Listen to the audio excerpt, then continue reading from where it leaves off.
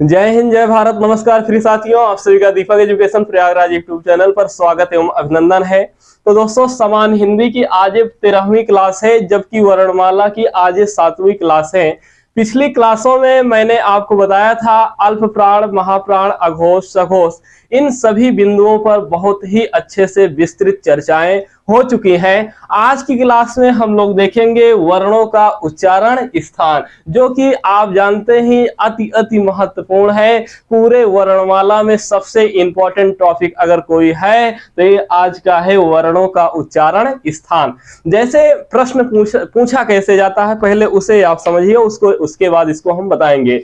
जैसे मान लीजिए यहाँ पर आ लिखा हुआ है, आपसे प्रश्न पूछेगा कि आ का उच्चारण स्थान क्या है। तो आपके सामने 4 ऑप्शन होगा, जैसे कंठ होगा, तालु होगा, मूर्धा होगा, ओष्ठ होगा। इस प्रकार से 4 ऑप्शन आपके पास होगा और आपको आंसर लगाना रहेगा कि आ का उच्चारण स्थान आखिर है कौन। ऐसे ही कोई भी व्यंजन में किसी भी वर्ण का पूछ ले। मान लीजिए यहाँ पर पा लिखा हुआ है, पूछ ले पा का उच्चारण स्थान क्या है। उच्चारण स्थान, पा का उच्चारण स्थान क्या है, कंठ है कि तालु है कि मूर्धा है कि ओष्ठ है, क्या है। इस प्रकार से आपसे प्रश्न पूछा जाता है। तो उम्मीद करते हैं ये जो प्रश्न पूछे जाने की प्रक्रिया है ये आपको क्लियर हो गई होगी। अब हम लोग आइए देखते हैं आपको याद कैसे करना है। सबसे इंपॉर्टेंट इस बात पर ये है, क्योंकि मैंने आपको देखिए पिछली क्लासों में इस जो व्यंजन वर्ण थे, जैसे स्पर्श व्यंजन वर्ण था, अंतस्थ व्यंजन वर्ण था, ऊष्म व्यंजन वर्ण था, तो इनको मैंने आपको उच्चारण स्थान बता दिया था, लेकिन स्वरों का उच्चारण स्थान नहीं बताया था। तो आज आइए संस्कृत के कुछ सूत्रों के माध्यम से हम सभी वर्णों को देखते हैं कि किस वर्ण का उच्चारण कौन सा है। तो आइए देखते हैं। सबसे पहला सूत्र आइए देखिए कौन सा है। सबसे पहला सूत्र आप लोग साथ में नोट करेंगे। अकुह विसर्जनीया नाम कंठः, अकुह विसर्जनीया नाम कंठः। तो ये पहला सूत्र है। कौन सा सूत्र है पहला भैया? अकुह विसर्जनीया नाम कंठः। यहां पर आपको ध्यान देना है। देखिए यहां पर आपको आ दिखाई दे रहा है, आ का आशय यहां पर ह्रस्व आ और दीर्घ आशय है। यहां पर कु दिखाई दे रहा है, कु का आशय यहां पर का वर्ग से है। का वर्ग में आता है का, खा, गा, घा और अंगा आता है भैया। फिर उसके बाद आप देखेंगे यहां पर आपको दिखाई दे रहा होगा हा, तो यहां पर कौन सा वर्ण आ जाएगा? हा। और उसके बाद आपको विसर्ग दिखाई दे रहा होगा, तो विसर्ग से हो जाएगा विसर्ग। यानी अगर आपसे पूछा जाए कि आ, दीर्घ आ, का, खा, गा, घा, अंगा, हा, विसर्ग, इन सभी का उच्चारण स्थान क्या है, तो आपको आंसर लगाना है ये सभी के सभी, इन सभी वर्णों का उच्चारण स्थान कौन सा है? कंठ है। कितना सरल है, सोचिए। बस मात्र एक सूत्र याद करना है आपको। अभी क्लास में याद करने का मैं प्रयास भी करूंगा। दूसरा सूत्र देखिए, इचु यसानाम तालु, इचु यसानाम तालु। तो दूसरा सूत्र कौन सा है? इचु यसानाम तालु है। कौन सा है भैया? इचु यसानाम तालु। ई से आपको ध्यान देना है। ई से हो जाएगा ह्रस्व ई और दीर्घ ई। चू से हो जाएगा चा वर्ग, चा, छा, जा, झा, या। और यहाँ पर आपको या दिखाई दे रहा है, इसका मतलब यहाँ पर या हो जाएगा। और यहाँ पर सा दिखाई दे रहा है तालव्य, तो इसका मतलब यहाँ पर क्या हो जाएगा? सा हो जाएगा। इसका आशय यह हुआ कि ई, दीर्घ ई, चा, छा, जा, झा, या, सा, इन सभी का उच्चारण स्थान क्या है भैया? तालु है, या इसी को तालव्य भी कहते हैं। फिर उसके बाद आते हैं हम लोग तीसरे सूत्र पर। तीसरा सूत्र है ऋटुरसाणाम मूर्धा, ऋटुरसाणाम मूर्धा। तीसरा सूत्र है ऋतु रसाणाम मूर्धा। ऋतु रसाणाम मूर्धा का मतलब यहाँ पर है री का आशय री से है, यानी कि री है, और टू का आशय टा वर्ग से है, टा ठा डा ढा अणा, और रा का आशय रा है, और उसके बाद यहाँ देखिए सा का आशय सा है। तो यहाँ पर देखिए री टा ठा डा ढा अणा रा सा, इन सभी का उच्चारण स्थान अगर आपसे पूछा जाए तो इन सभी का उच्चारण स्थान कौन सा है? तालु है। फिर उसके बाद चौथे सूत्र पर हम लोग आते हैं। चौथा सूत्र है, आप देखेंगे ऋतु लसानाम दंतः, तो लिसूल लसानाम दंतः आपको ध्यान देना है, यहाँ पर ए याद रखना है। देखिए हिंदी में ए री नहीं है तो यहाँ पर इसका हमें कोई फायदा नहीं है। यहाँ पर आप देखिए तू का आशय है ता वर्ग, यानी कि ता था दा धा, और कौन है भैया? ना है। उसके बाद आपको यहाँ पर ला दिखाई दे रहा है तो यहाँ पर ला आ जाएगा, यहाँ पर सा दिखाई दे रहा है तो यहाँ पर सा आ जाएगा। तो ता था दा धा ना ला सा, और इन सभी का उच्चारण स्थान क्या है? दंत है। ये आपको याद रखना है। इस प्रकार से 4 सूत्र हो गए। उसके बाद आप देखेंगे पांचवा सूत्र है, आप देखेंगे ध्यान से, उपोपधमानीय उपोपध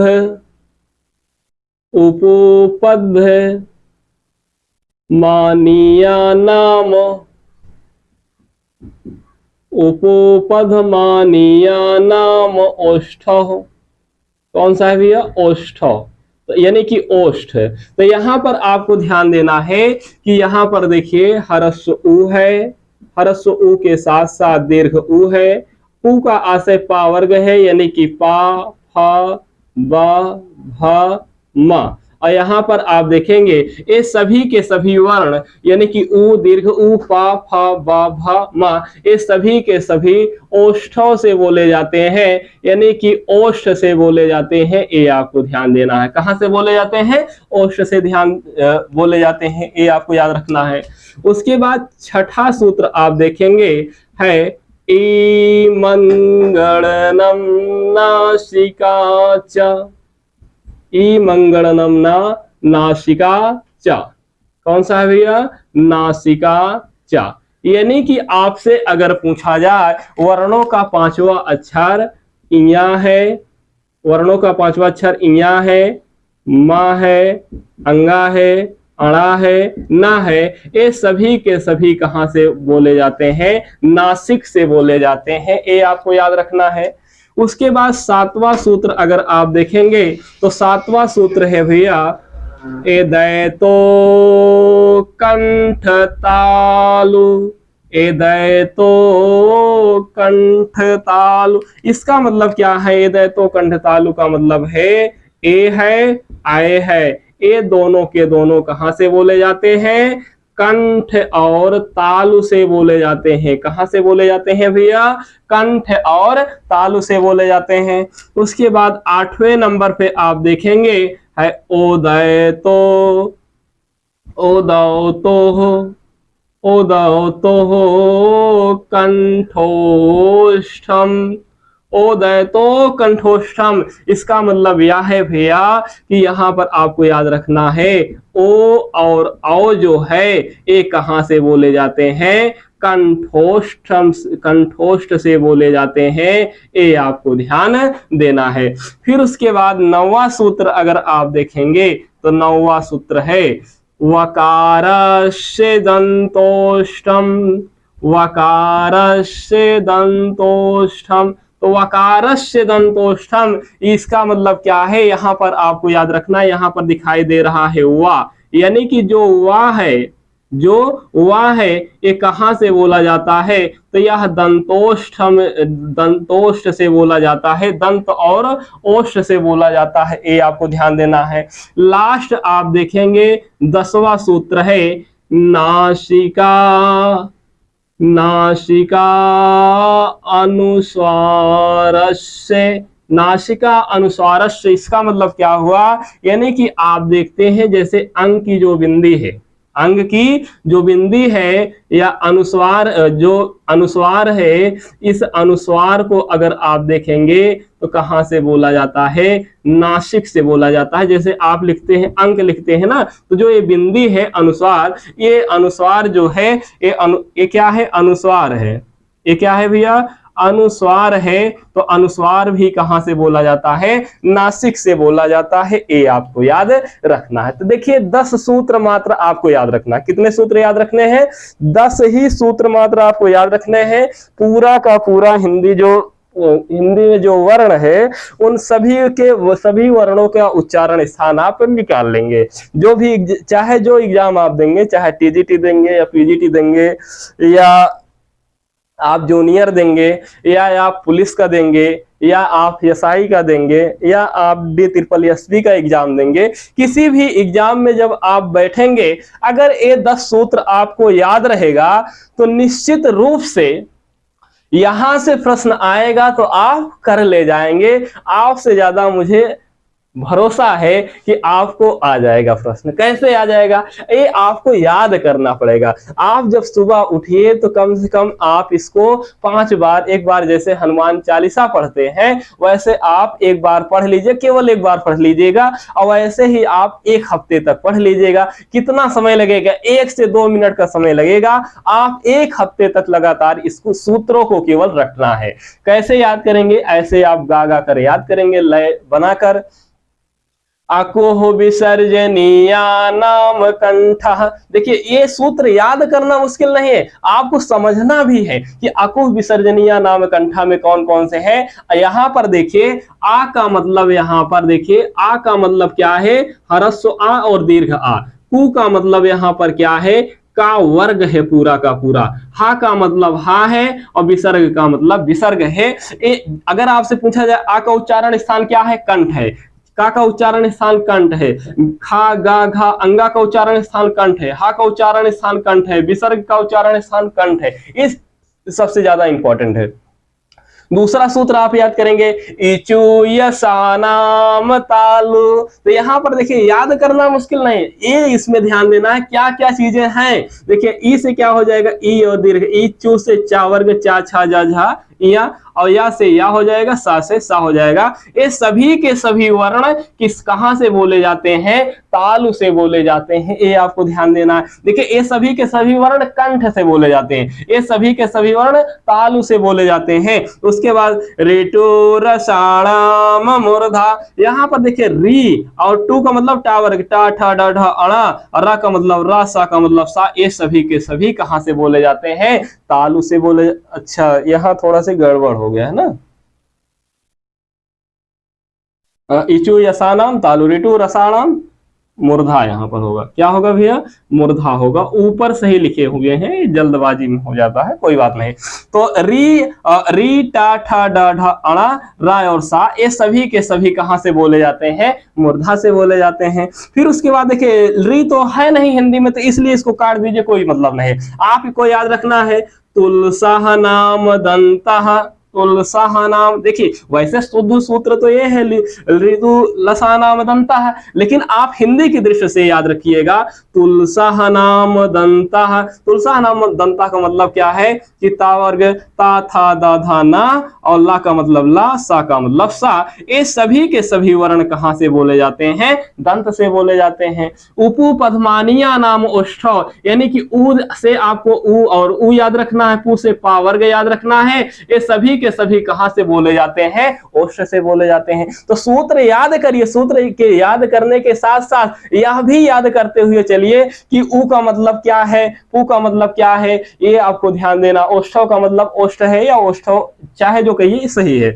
यहाँ पर ई मनगणनम नासिकाचा, यानी कि वर्णों का जो 5वां अक्षर है, अंगा इया है, मा है, अंगा है, अणा है, ना है, ये सभी के सभी वर्ण नासिका से बोले जाते हैं। देखिए आपसे प्रश्न पूछे जाते हैं। निम्नलिखित में से कौन सा वर्ण है जिसका 2 उच्चारण स्थान होता है? तो आपको याद रखना जो पंचमाक्षर वर्ण है, 5 वर्ण है, ई मंगल नम नासिका चा, ये जो पंचमाक्षर 5 वर्ण है इनका दोहरा उच्चारण स्थान है। देखिए जैसे इया का यहाँ पर अगर आप यहाँ पर देखिए, अंगा का यहाँ पर देखिए तो कंठ है, इया का यहाँ पर देखिए तालु है, और यहाँ पर देखिए अणा का मूर्धा है, ना का दंत है, और देखिए यहाँ माँ का ओष्ठ है। लेकिन इसके साथ साथ यहाँ पर देखिए नासिक से भी बोले जाते हैं। ये आपके लिए वो मोस्ट इंपॉर्टेंट है।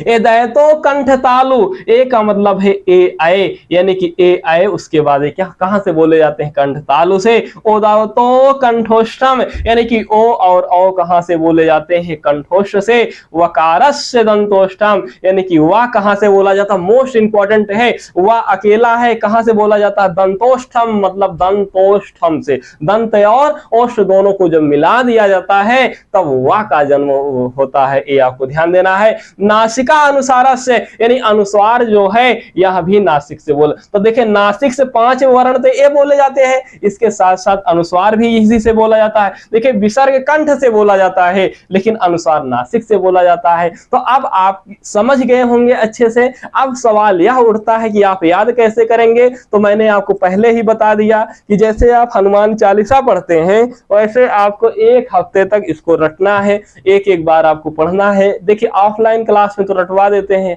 अब ऑनलाइन में संभव है नहीं, तो इसलिए आपको खुद करना पड़ेगा। डेली आपको पढ़ना ही पड़ेगा। 4-5 दिन रिवीजन कर लेंगे, याद हो जाएगा। चलिए एक बार फिर हाल करवा दे रहे हैं। देखिए जैसे आपको कैसे पढ़ना है। आकुह विसर्जनीया नाम कंठः, इचूयसा नाम तालो, ऋतु रसाणाम मूर्धा, तुलसः नाम दन्तः, तुलसः नाम दन्तः, उपुपधमानीया नाम ओष्ठौ, ईमंगलनम नासिका च, एदयतो कंठ तालु, उदौतो कंठोष्ठम, वकारस्य दंतोष्ठम, नासिकानुस्वारस्य, यानी कि नासिका से कौन बोले जाते हैं? अनुस्वार बोले जाते हैं। ये आपको याद रखना है। तो याद रहेगा। फिर से एक बार देखिए, अकुह विसर्जनीय नाम कंठा, मतलब कि आ है दीर्घ, आ है, का है, खा है, गा है, घा है, अंगा है, हा है, विसर्ग है, ये सभी के सभी वर्ण कंठ से बोले जाते हैं। इचू यसा नाम तालु, यानी कि ई है दीर्घ, ई है, चा है, छा है, जा है, झा है, इया है, या है, सा, ये सभी के सभी वर्ण तालु से बोले जाते हैं। ऋतु रसाणाम मूर्धा, यानी कि री है, टा है, ठा है, डा है, ढा है, अणा है, रा है, सा है, ये सभी के सभी मूर्धा से बोले जाते हैं। तुलसा नाम दंता, यानी कि ता है, था है, दा है, धा है, ना है, ला है और सा है, ये सभी के सभी वर्ण दंत से बोले जाते हैं। उपु पद्मानिया नाम ओष्ठौ, ऊ है दीर्घ, ऊ है, पा, फा, बा, भा, मा, ये सभी के सभी ओष्ठ से बोले जाते हैं। ई मंगलनम नासिका चा, या ये देखिए इया है, मा है, अंगा है, अणा है, ना है, ये सभी नासिक से बोले जाते हैं। ए दायतो कंठ तालु, ए आए कंठ तालु से बोले जाते हैं। ओ दौतो कंठोष्ठम, ओ और औ कंठोष्ठ से बोले जाते हैं। वकारस से दंतोष्ठम, व दंतोष्ठम से बोले जाते हैं, दंतोष्ठ से बोले जाते हैं। नासिका अनुस्वारस से, यानी कि अनुस्वार जो है ये नासिक से बोला जाता है। ये आपको याद रखना है। क्लियर है? तो आप इसको बार बार सुनिएगा, बार बार आप रिवाइज करिएगा, निश्चित रूप से आपको याद हो जाएगा। यहां से एक प्रश्न आने की अति संभावना। देखिए जो वर्णमाला नामक चैप्टर है ना, ये मान के चलिएगा आप, मैंने जितने क्लास लिए हैं, अगर सही से प्रश्न मान लीजिए 50 प्रश्न अगर पूछ रहा है हिंदी व्याकरण से, 40-50 प्रश्न पूछा जा रहा है हिंदी से, जैसे वीडियो वगैरह का एग्जाम होता है, तो उसमें 5, 6, 7 क्वेश्चन केवल वर्णमाला अकेले से देता है। तो निश्चित रूप से मैंने जितने टॉपिक पढ़ाए हैं, वहां जितनी क्लास लिए हैं, हर क्लास से एक एक प्रश्न निश्चित रूप से आएगा। ये आपको याद रखना है। उम्मीद करते हैं कि ये आपको अच्छे से समझ में आ गया होगा, और आप इसे 2-3 बार सुन लेंगे तो आपको निश्चित रूप से याद हो जाएगा। मुझे पूर्ण रूप से आपके ऊपर भरोसा और विश्वास है। तो आज के लिए इतना ही। थैंक यू, धन्यवाद, शुक्रिया।